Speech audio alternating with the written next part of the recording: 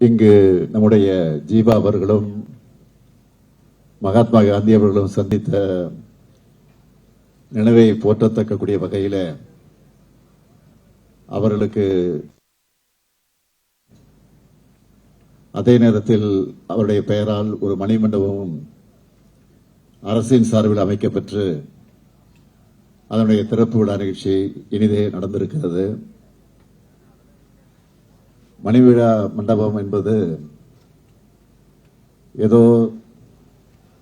மண்டபத்தை கட்டினோம் திறந்து வைத்தோம் என்பதோடு நின்று விடாமல் அந்த மணிமண்டபம் இந்த வட்டாரத்தில் இருக்கக்கூடிய சுற்று வட்டாரத்தில் இருக்கக்கூடிய மக்களுக்கு பயன்பட வேண்டும் என்ற வகையில் திருமண மண்டபமும் கட்டி முடிக்கப்பட்டு அது இன்றைக்கு திறந்து வைக்கப்பட்டிருக்கிறது.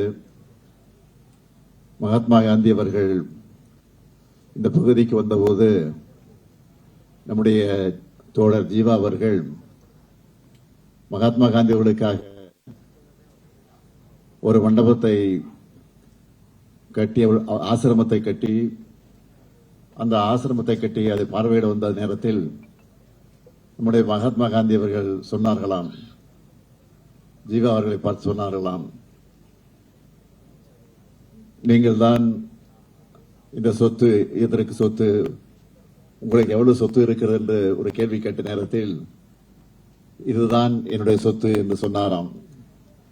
உடனே மகாத்மா காந்தி சொன்னார்களாம், இல்லை இல்லை, இந்தியாவே உங்களுடைய சொத்து என்று சொல்லி அது வரலாற்றிலே பதிவாகி இருக்கிறது. அப்படி பதிவாகி இருக்கிற நிகழ்ச்சியை மக்களுக்கு நினைவுபடுத்தக்கூடிய வகையில் மண்டபமும் அவர்களுக்கு திருவுருவச் சிலையும் அமைக்கப்பட்டிருக்கிறது.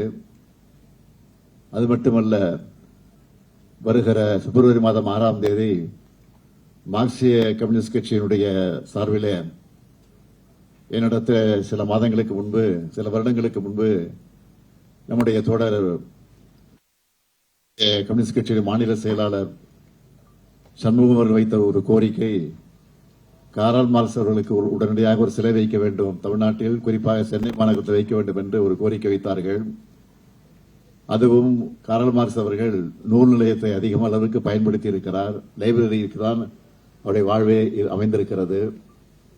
அதனால் சென்னையில் இருக்கக்கூடிய கன்னிமாரா நூல் நிலையம் இருக்கக்கூடிய அந்த மியூசியத்திலே அவருக்கு ஒரு சிலை அரசின் சார்பிலே வருகிற 6ஆம் தேதி திறந்து வைக்கப்பட இருக்கிறது.